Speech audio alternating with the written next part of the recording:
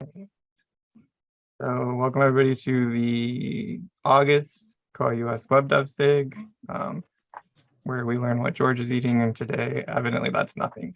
So no lunch for George today. I went early. Oh, you had it early, okay. So we were, before we started the recording, just talking about a little bit about what we thought at KohaCon in Helsinki. I had mentioned that there was a session on HTML customizations that was interesting and sort of applicable to this group. So they showed off like how to put an hours widget in the library directory in the OPAC. They also showed off a digital resources page in the OPAC, and those are some of the things that we were planning on doing with the pages. What did you see and marvel at, George? I particularly liked Chris Cormack's. It was one of the last sessions, his talk about the colonization of data, data and indigenous people.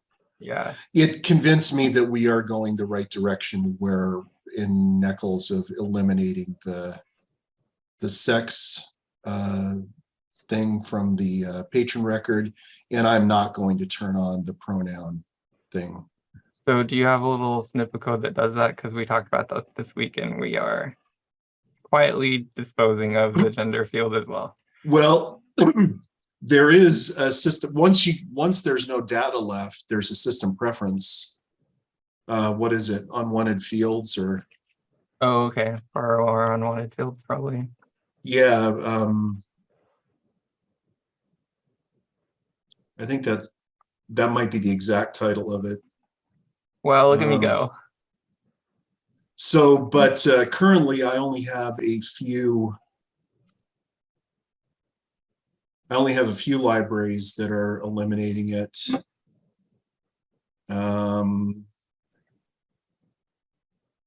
What happens if you get rid of it when there is data in there? Then the data is just hidden. So if you use borrow or unwanted fields and just set it to make that field disappear, the data doesn't disappear. Right. It's just not visible, or it's not changeable. It's no longer editable. It still appears in the patron record. So my experience with this is with phone numbers. At some point in time, a bunch of people were added with a phone number. One of the, what are there, like 4 places to put a phone number in a patron's record? And somebody here decided we should only have 2. And so they hid the third one, but they didn't delete all the data.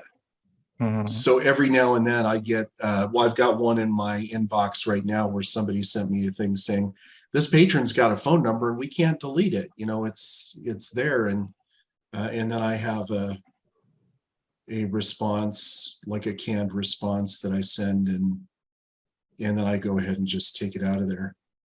I can't find my, but the same thing happens with the gender stuff.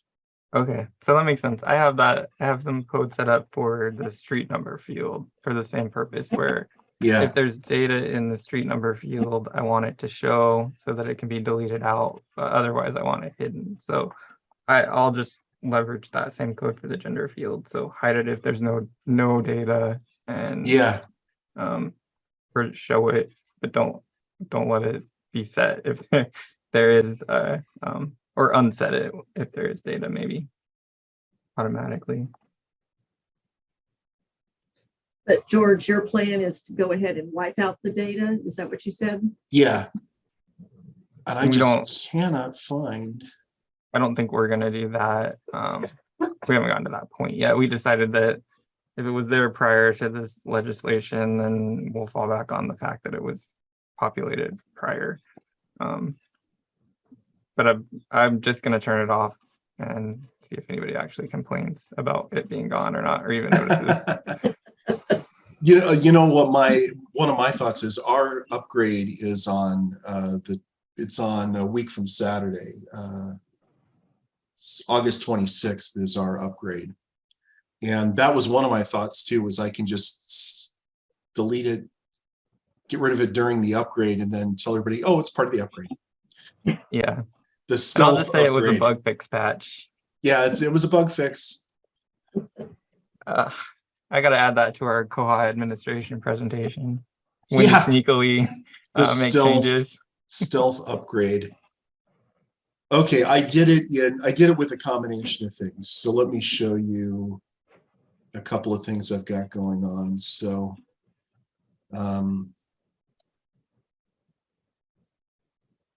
so I have this function that I set up in intranet user JS that adds a class to every page that is effectively the branch code. So every page in the intranet, if we look at the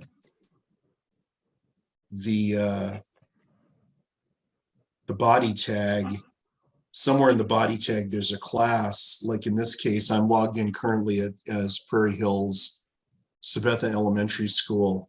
So I add this thing that adds a class that's the branch code to every page when I'm logged into the intranet. And that does a couple of things for me, but what it does here in intranet user CSS is I can use that to say Leavenworth, BASEHOR, BONNERSPGS, LANSING, PHAXTELL, Sabetha Elementary, Sabetha High School, and Sabetha Middle School, the member entry identity display none. And so that just takes it out for those branches that already don't use it. But that uses that piece of, you have to have that piece of jQuery to create the class, and then you can leverage the class to limit it to those branches that don't want it. But on September 1st, I'm going to tell them, and our next search catalog meeting is August 29th, and I'm going to tell them that on September 1st, they will no longer be able to enter that data. And by October 1st, the existing data will be deleted. That way, if somebody actually wants a statistical report that says this is the male, female NA breakdown, they can run it. But then after that, it's just not going to be there. And I think there will be some pushback on it, but particularly after, the way that I'm going to explain it to them is that, right now, the way the Kansas law is written is if you're collecting it, what the law says is if you're collecting that data, it has to match the biological sex on their birth certificate, which would make libraries responsible for every time somebody gets a card, they got to look at a birth certificate to make sure they're not violating the law.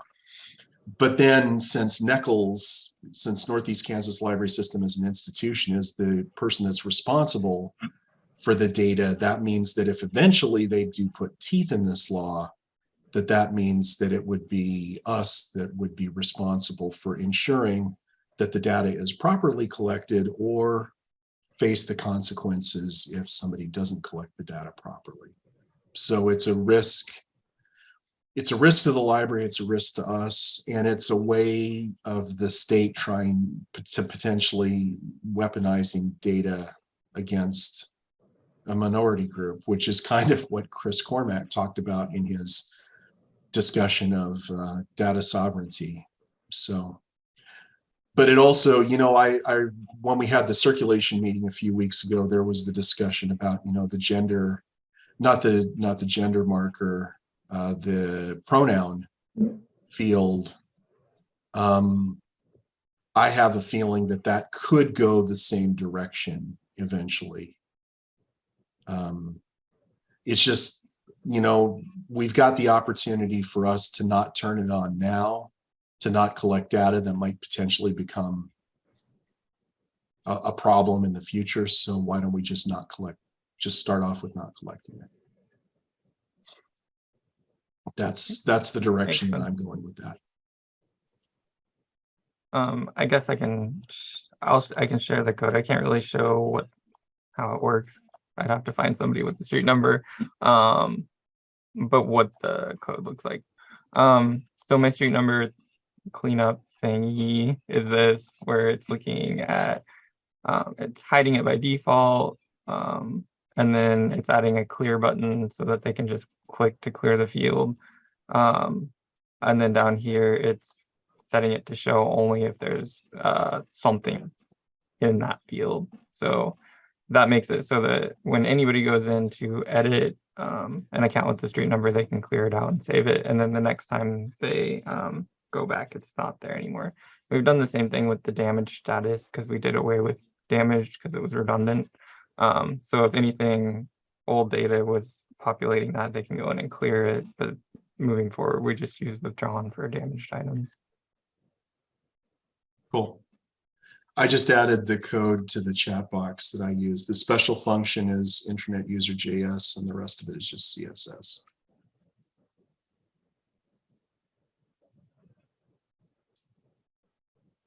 So I see Lucas joined us. I do have a bug. He joined us, and then he left, and then he joined us again. The bug in chat. So I filed this bug after our upgrade. We have the record staff user on checkout system preference turned on. So in the patron circulation history, we can see which staff account was responsible for checking out the item to the patron. The problem I'm having with it is in Firefox, and only on our current version, it's sorting, well, no, I lied.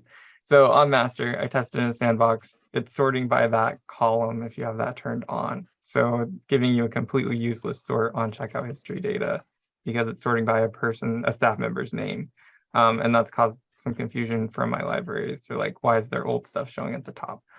So I wrote some jQuery to resort it, and that works in Chrome on Live. It works in Chrome on my test server. It works in Firefox on my test server, but it doesn't work in production in Firefox.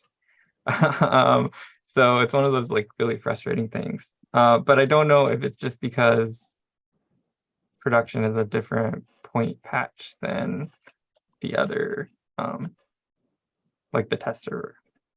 That's the only thing I can come up with, but it should be working the same.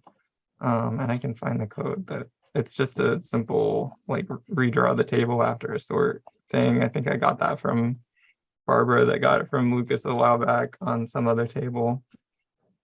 I'm not familiar with the system preference. I don't think I'd ever seen it before. And in the bug there, I put another bug that's related. It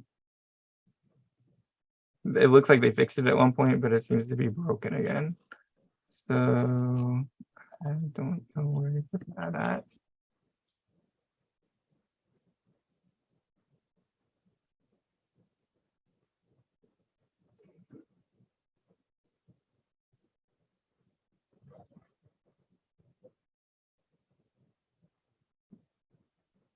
Here it is. So this is what I'm using to resort. So it's looking at the data table and redrawing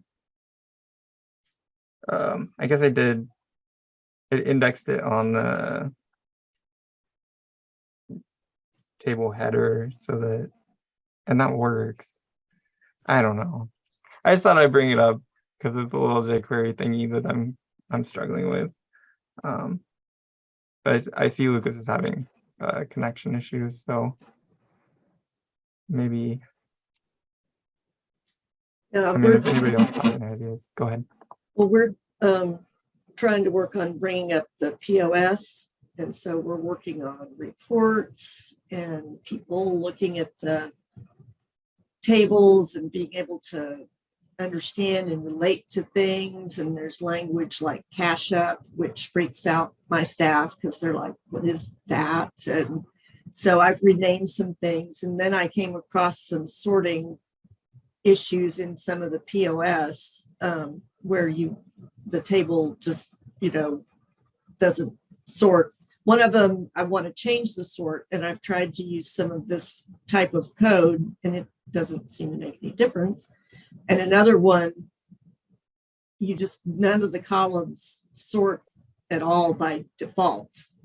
And so that one I'm having trouble with too. And I don't even know if there's bugs out there yet because I haven't looked, but yeah, some of the sorting stuff I've used in the past seems to not now work on some of the tables in the current future.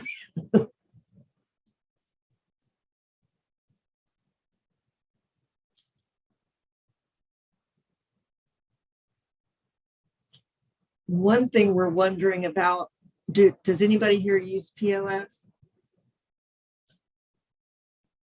Well, even if it weren't POS, if you have a table, and let me just find the screen because it will make more sense.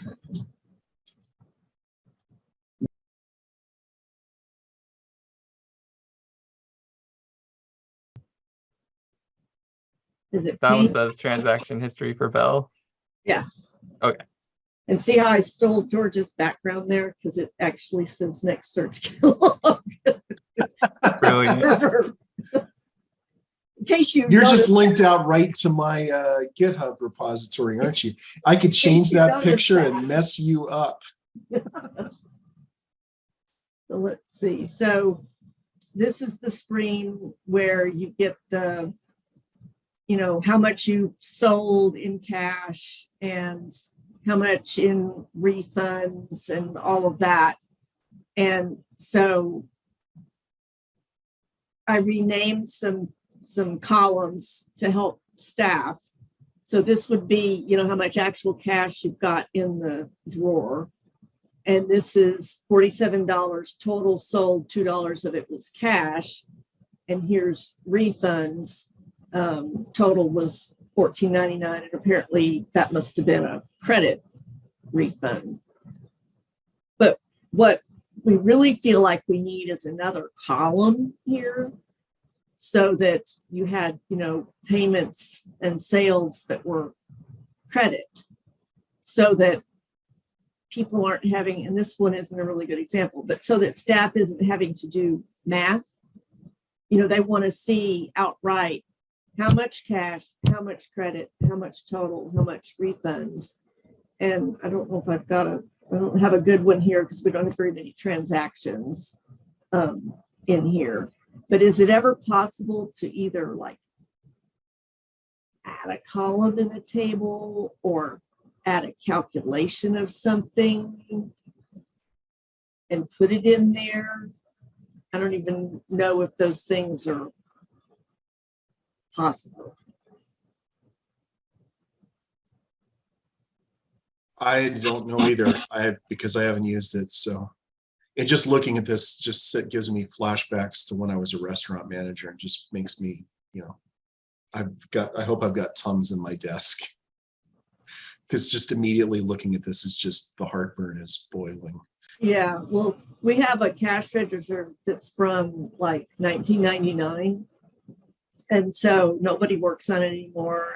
And you know, it's finally, we've been asking finance for a solution and they never came up with anything. So finally we're like, well, we'll use this and it's going to work. We just are needing to get it, you know, to where we truly understand it. And Andrew's been helping me with some reports, which I think are going to help people.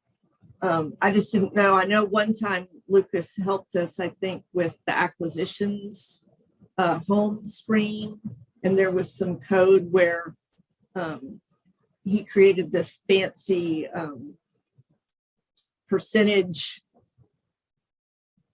of how much you'd spent, I guess, out of your total. And so that was, you know, like additional data that didn't exist.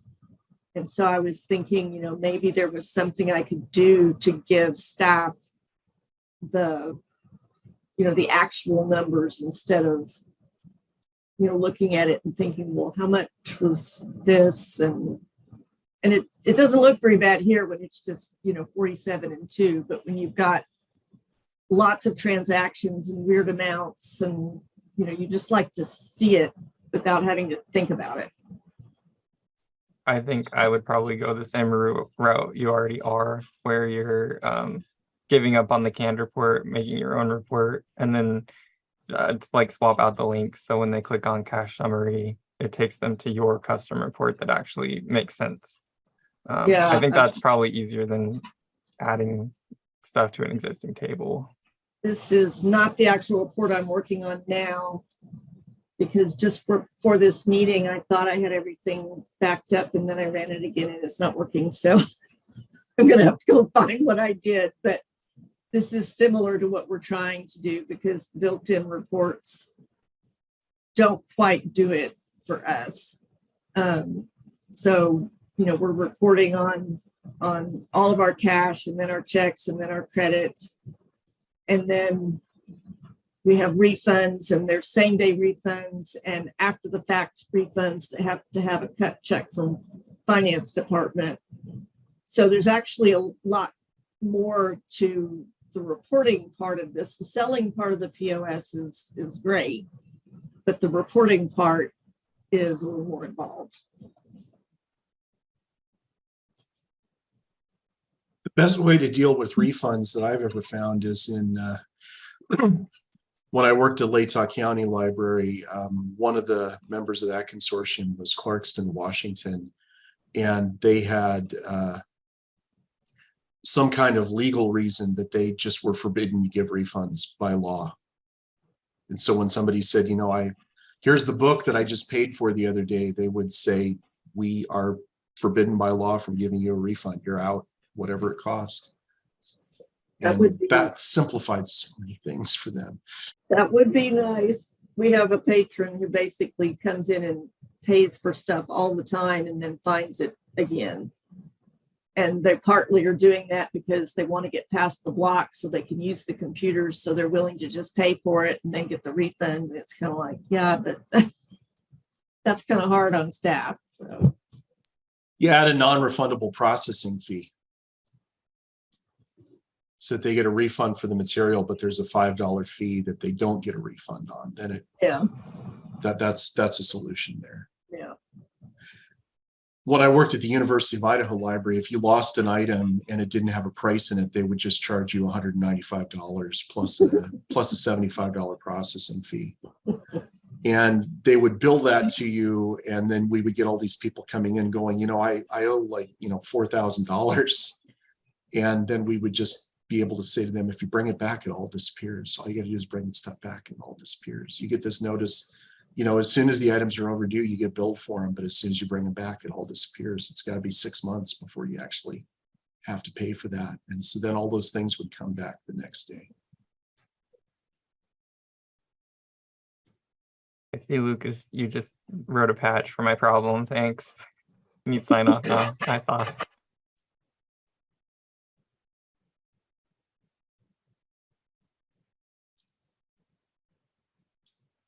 Thank you. Is there other stuff we want to talk about today? I was looking at my notes from the conference. There was an interesting talk on Aspen and Bokeh. Okay, I don't know how to pronounce it. Bokeh, I think. Okay, yeah. So Bokeh had some interesting like ideas that we could sort of maybe leverage for web design. There was one where they built a kids pack. So I wanted to look at that a little bit and see if there's anything I can harvest from that. And what is Bokeh? It's like a content management system that they're using in France, basically. I don't know. That basically sums it up. But they had a lot of slides of how they're using it in different ways. That was interesting. I was sort of disappointed. There was one that was talking about building tools with the API, and the guy just kind of listed off 3 things, but then didn't have anything to show. Like somebody asked if the code was available, and I was like, not yet. So that was a little disappointing, but hopefully they follow up and I get that back. Oh, and Jonathan showed off a thing to automate screenshots and documentation. That was really cool. I hope that they can figure out a way to incorporate that so that the screenshots in the manual are updated regularly, because that is a good idea. It's definitely needed. Some of those screenshots, I swear there's one from like Koha, 3.6 still in there. That's obviously from like Koha 3.6. So Yeah.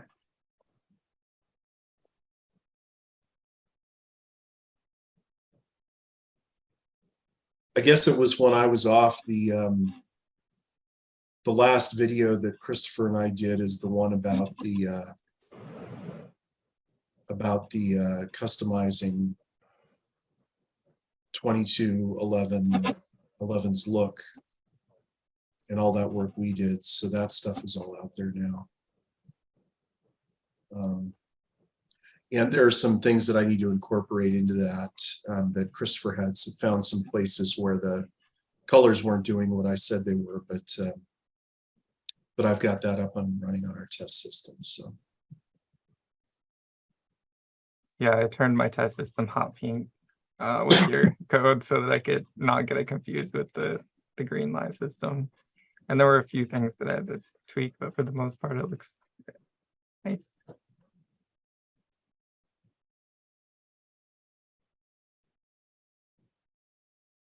And of course, I didn't write down what those things I tweaked were, so I can't tell you, but I might be able to go back through the log. So this is what our test system looks like. That's what it'll look like when it's live. But all the color changes, the highlighting, what you're hovering over, the focus, and I've got it pretty well worked out on all the pages. So I'm still doing a few more things. For a long time, I had the alerts up here, but I kind of like the idea of moving that stuff over here like other people have done. So I remember two of the things that I changed. One was like the hover on the header menu was still green, but yours was working right. So it could have been. I also think I pulled it like right after you shared it with me. So probably not in its final form. And then the last patron button that comes up after you visited a patron was the wrong color. And I think you probably already fixed that too. Yeah, Christopher sent me a fix for that I haven't incorporated into GitHub yet. But I do have it all on a GitHub site. And if I can log into GitHub, which it's making me, apparently I haven't logged into GitHub today because it's asking me to verify.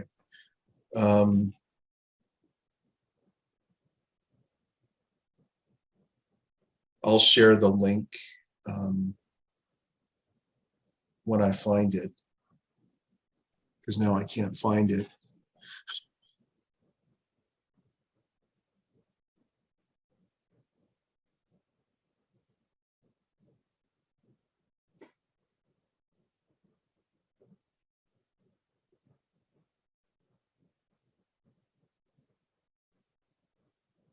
Or I've lost it apparently. So all that work's gone now. Here we go, Koha staff branding.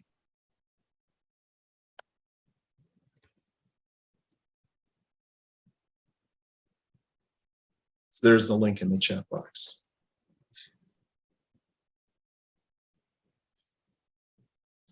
But Christopher has been using the issues to tell me what his minor adjustments were. So if you put anything you change it, if you want to put it in there, Jason, I'll figure out a way to incorporate it.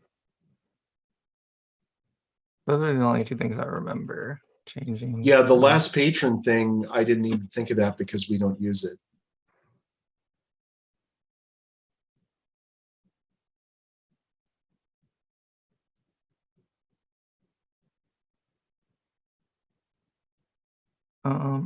I do remember something that I played with, and I think I showed this off at like a cataloging SIG. I figured out how to reverse engineer the population of information from Google Books in purchase suggestions in the OPAC. So had a staff member wanting that added in the staff side so that they could put in an ISBN in a purchase suggestion and pull some data. when they're placing purchase suggestions on behalf of the patron. And then I had opened a bug a while back about, wouldn't it be nice if you could do that in cataloging, so that you've got like if you can't find a record anywhere, you can at least pull that from Google and have a starting point. So I can show, it doesn't work that well, but it works. It needs prettied up some. I haven't touched it since the last time I showed it, but so like, I guess I can do like catalog. Clark the Shark, I like that. Previous search.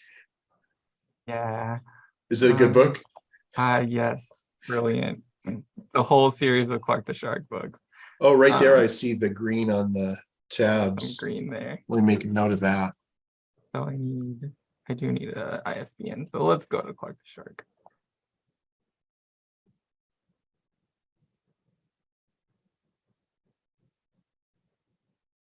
So I added this button. This is the part that needs prettied up next to the ISBN. So I can put in an ISBN and click search. And then also it needs like feedback and junk to tell you that it actually worked. But you can see that it filled in an author, it filled in a title, some of the publication information. It's really hit and miss what Google has. So like this one doesn't have paging, it just has a 0 there. But it brings in a description into the 500 note. So it's, I mean, with one click, it saved quite a bit of typing to start a naked record there. That actually, that's really awesome. So let's see if I can find the code. This would help my library that buys every single piece of self-published stuff. Yeah, that's, my catalogers want, like, we used to be able to pull the stuff from Amazon. Yeah, and we lost that ability, so they've grumbled about it since then. So this is sort of a way to bring that back a little bit. Yeah, so, stupid Amazon enforcing their API rules. Yeah, and hopefully Google doesn't start doing that to us. But so here's the snippet code for I think, yeah, this is the one, because it's to add biblio. So it's going out, getting the information based on the ISBN, and then I'm just putting all that information in a different variable so I can insert it into the different subfields. So I've got title, subtitle, if it has one, authors, publisher, published date, and page count. And I tried to do height, but it was breaking things. I think that's why that's commented out. Like, I don't remember. But I can put this in chat if you want to play with it. Sure. The message is too long.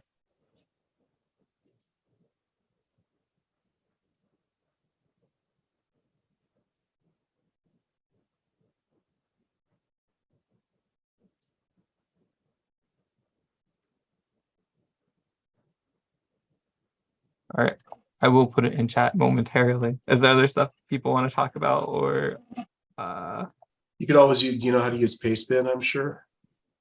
Just paste it in there and it gives me a link, right? Yep.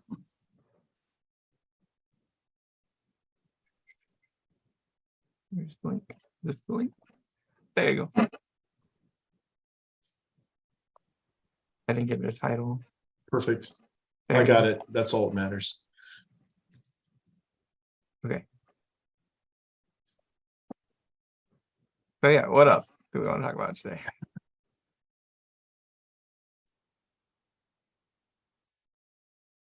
I guess I can say that my adding a purchase suggestions, the button to the staff client purchase suggestions is basically the same thing. It's just changing the classes for the fields that the information goes into.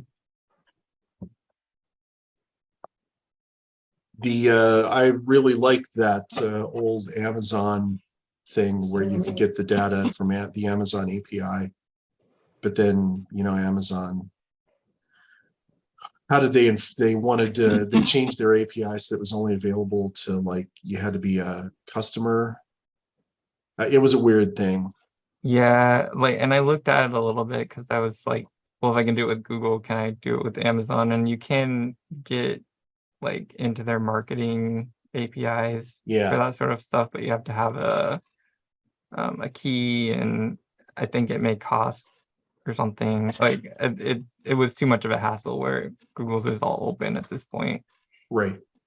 And then I looked at Library Thing as well because that came up at the cataloger meeting, but it looks like they've just discontinued their APIs as far as I can tell. So I wonder if Open Library has an API like that. ooh, that might be a place to look. Yeah. In theory, it should be the same sort of workflow. I mean, you figure out what the JSON is that you want to pull it Right.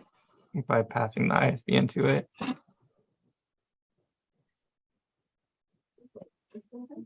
So what have you guys been doing at CLAMS, Avery? Honestly, we're doing our annual reports right now. So we've been kind of hyper-focused on that. And this year was weird because we switched systems in the middle of it. So trying to figure out how to run the reports in the first place in Koha, and then how to create the reports correctly. And then we were running reports and thinking we were getting the right answers. And then people were like, these numbers look a little weird. So having to recreate the reports, things like that. So a lot of like report work. Yeah, we haven't gotten to like play around with too much of the, the interface and the way it looks and stuff like that. And we're still waiting on getting a test server. So I think maybe we're like a little hesitant to do anything really until we get that in place, and then we can start going a little crazy. But if you're, that first piece of code I put in there to give everything a class based on the branch code that you're logged in at. mm-hmm. One of the ways to work around with playing with the way the system looks is to create a branch code that doesn't exist, like create like test branch and give it a branch code of like, XXX. And then you can add that you can use that code to add that as a class on every page. And then you can tell any experimental stuff you do to only work on pages that have a class of XXX. And then you can go crazy and you can do all kinds of stuff. And then when you're ready to put it in the whole system, you can take that requirement out that only works on pages with a class of XXX. And then you don't have to worry about screwing everybody up. But I'll also tell you that the library I used to work at, we didn't have a test server either. And I would just break stuff, and people would say, oh, it's not working, it's not working, it's not working. And I'd say, well, that's weird. I wonder why it's not working. And then when I would see something that said it's not working, I would take the code out that was breaking, and I said, well, gee, that was weird. I wonder what happened. Okay, that's a good tip for the branch code. Yeah, I think we're also in a spot where we don't know what we can do yet. Like we're waiting for a problem that we need to figure out how to solve. Right. Or we're waiting for ideas of like automation or things like that. I think we're still getting used to Koha in a sense that we don't want to overcomplicate things for ourselves just yet. Right. And like we want to do these things, but we're not sure where to start or like what our biggest pain point is yet, The way that I started making changes to Koha was with the simple question that came up during training when we had a staff member at the training that asked the trainer, what's a surname? Because the fields in Koha, it's, surname, first name. And I said, if this person who's actually fairly smart is asking the question, what's a surname, then there's probably other people that don't know what it means. So is there a way to change it from surname to last name? And so that was the first piece of jQuery I ever wrote, was just something that goes in, and whenever it saw surname on that form, it changed it to last name. And now I do all kinds of weird stuff. Yeah, well, and we've had plenty of suggestions of different ways things could be worded, or this is a little confusing. And because we did migration and then we were getting used to that, and then it was the busy summer season, and then we have the annual reports coming up. It was just like, we felt too busy to actually focus on any of these suggestions. So it'd be a good idea to like look back on some of the things, because at first there were definitely like plenty of, why is this red? Could it be different color? Or, stuff that, and we were kind of like, that's a little trivial. So that's a good point. If we can fix it, it's a fairly easy fix, and it's also a way for us to learn the system better. Why not? Yeah. And there are some good resources out there to learn how to do things to make it different, like the jQuery library and the SQL library on the wiki, which I imagine somebody showed you how to get to those, right? Yes. Yeah. Okay. That's a good place to start. Okay. That's actually, a good strategy is pick the most trivial thing and fix that first. Change the most trivial thing first, because that way the stakes are really low.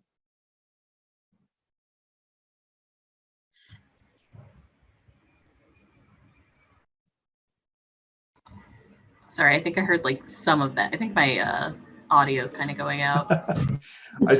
What I said is pick the most trivial thing to fix first. The lower the stakes, the less consequences if you screw it up.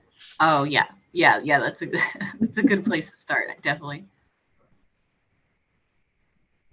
Yeah, and I like to like triage it a little. The more complaints I get about it, the more likely I am to try and focus on fixing something. I remember our very first piece of jQuery was written by Liv when she worked at NEKLS to hide columns on the hold queue, which you can do now with table settings. But that was my very first experience with that system preference. That's another thing that happens sometimes, is somebody will come up with a fix for something. Like it used to be, let me put this over here. It used to be that if you were up here and you had the cursor in checkout and you switched to check-in, the cursor would disappear. Or if you type something in here and you switch to check-in or renew or search or whatever, it would disappear. And there was a bug on Bugzilla about that. And I think Christopher Brannon from Coeur d'Alene talked to somebody and they said, oh, I don't think we can make that work. And Christopher wrote some jQuery that made it work. And then the next upgrade, it was part of Koha. And so the jQuery was no longer needed. A lot of the things that we've done to hack, the way things look or the way things work have over time become parts of the system. So. Man, your staff client looks so weird, George. What? Because it's the last version? Because I'm the last one to upgrade? I was thinking that too. Sorry. No, I was just like, this looks wrong. What? Oh, yeah. It's because I wanted to go last and I wouldn't take no for an answer. Yeah, I'm a pushover. I took no for an answer. But we survived, and it was probably for the better that we upgraded sooner than later. People are finally getting used to it. I still get questions about where did batch deletion go? So that's number one. I guess this isn't really a web developers issue, but I have a request from one of our libraries saying they deleted a bunch of stuff in batch deletion and now it hasn't been deleted. And so that's what I'm supposed to work on after lunch, but I've got a physical therapy appointment after this meeting and I'm probably not going to get to it till tomorrow. So, but it was one of the days during, I don't know about you guys. I got up at 2 o'clock in the morning and just went to watched the conference live because it seemed like a fun idea. So I don't know if you guys watched it later or if you were punishing yourselves like I was. Y'all are tougher than me. I looked at the time conversions and I'm like, nope, I'll watch recordings. I was able when Jesse and Kelly and Nick were there and Kyle were there, I could see them in the room And so during the first lightning talks, I sent a Slack message to all of them saying, be sure, one of you should get up and do an announcement for the koha-US conference. And so they did that during the first lightning talk. And then I watched the second lightning talk. My back has been really hurting. So I was watching that on my Kindle in bed, and I didn't have the wherewithal to get out of bed and find my phone and Slack to people to say, do it again, do it again. So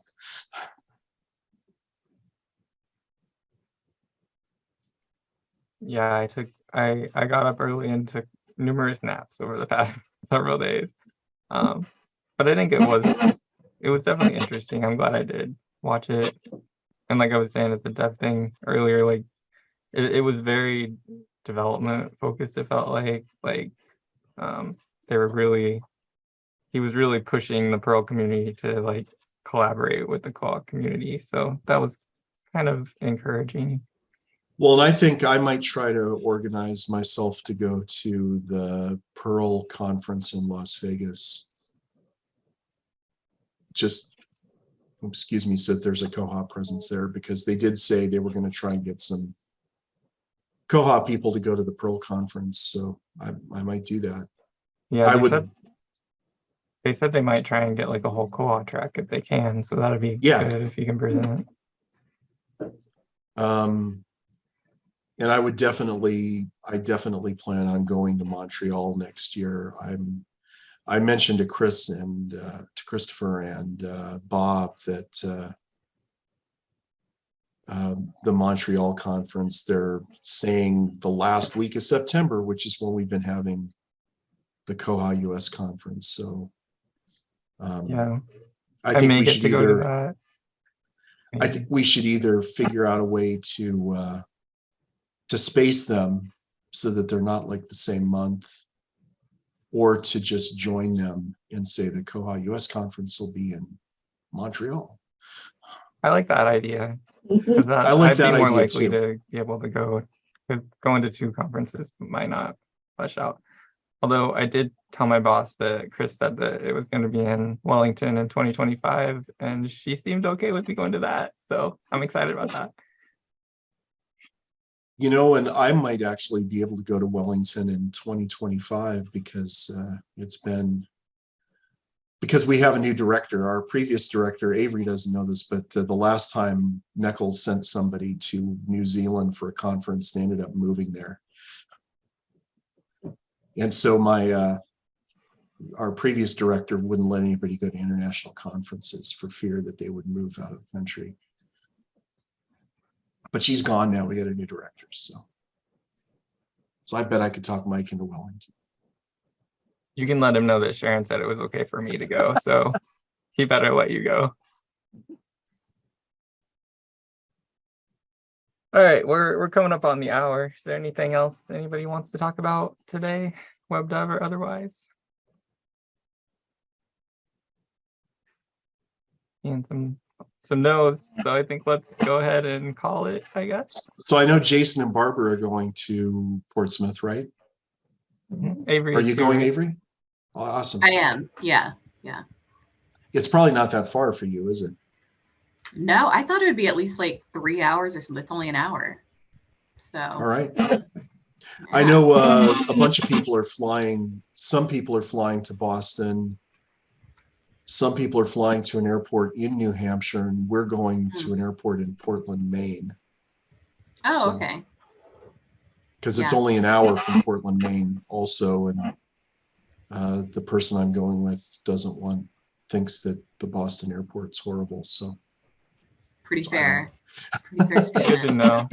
I live, everyone else in Clams lives on the Cape. I live a lot closer to Boston, so I deal with they deal with the more summer tourist traffic, and I deal with the all year traffic. So I was just excited I could get a direct flight to Boston, because I figured if I was going to get lost along the way, it would be connecting flights. So where I used to live in Idaho, there were less than 15 stoplights in the entire county. 1,100 square mile county, size of Rhode Island, 15 stoplights. wow. It was awesome. All right. Well, I think that's it for us this month. I believe that the next month's meeting is happening at the conference. Barbara's nodding, so I'll believe that. So we won't meet at our regular time, but we will meet unless it's actually our regular time during the conference. I have no idea. But we'll probably see you all back again in October, if after we see you all at the conference. Thanks, everybody. Thank you. Bye. Bye.